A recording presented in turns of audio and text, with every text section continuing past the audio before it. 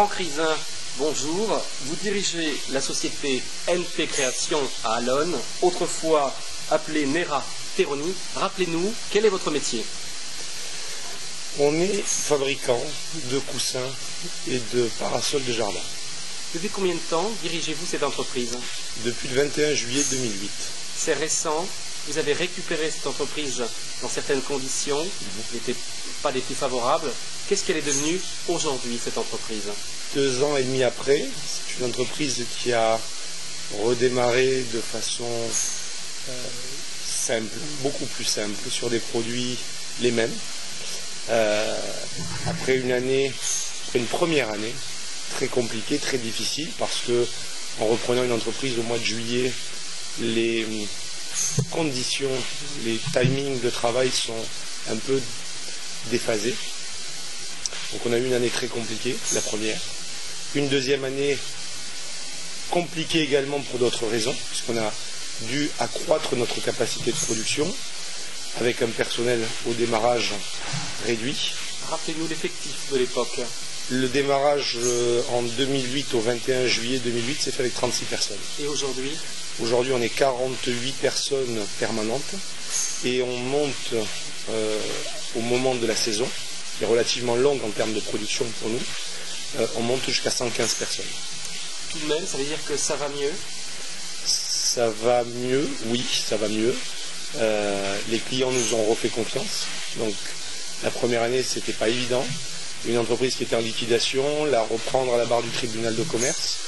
Les clients sont toujours un peu dans une situation d'attentisme et de validation de cette reprise-là. Comment avez-vous fait pour les convaincre? On les a convaincus en étant encore vivants dès la première année.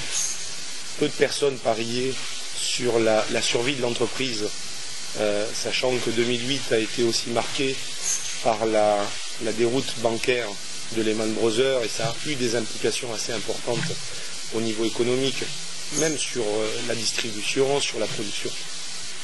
Donc il a fallu recréer un lien avec la distribution, recréer de la confiance avec les clients. Ça s'est fait relativement vite, parce qu'on a une particularité, on est des créateurs de tissus au démarrage. On crée des dessins, on crée des tissus, on les pose sur des coussins, on fabrique des coussins avec ces créations-là. Et quelque part, la 5e pièce de la maison, qui est le jardin, on l'agence comme un décorateur.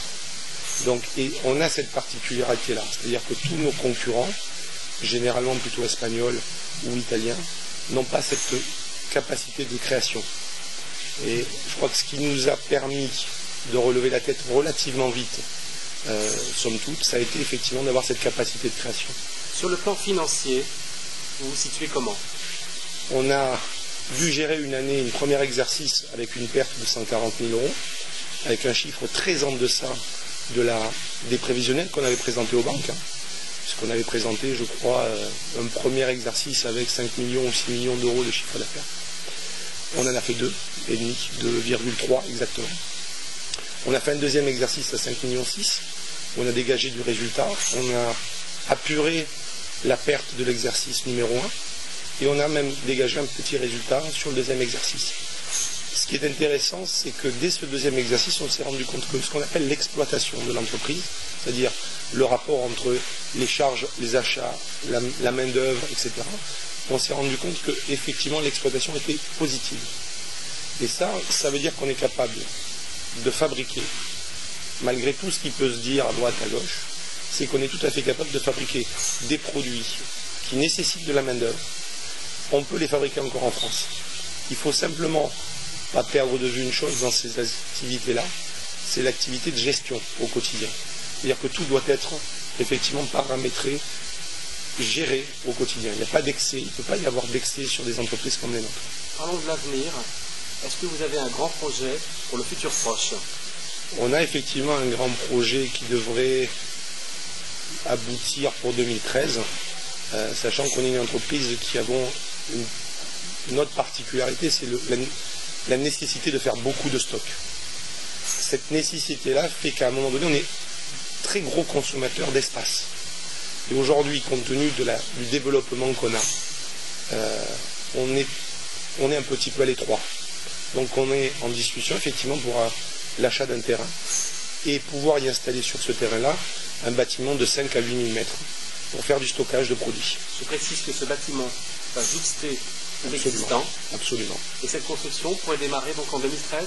Elle devrait démarrer même probablement en 2012, fin 2012 pour être opérationnelle en 2013. Ce projet va-t-il donner vie à des créations de postes ? Il donnera automatiquement vie à des créations de postes. Aujourd'hui, l'entreprise est en période de croissance.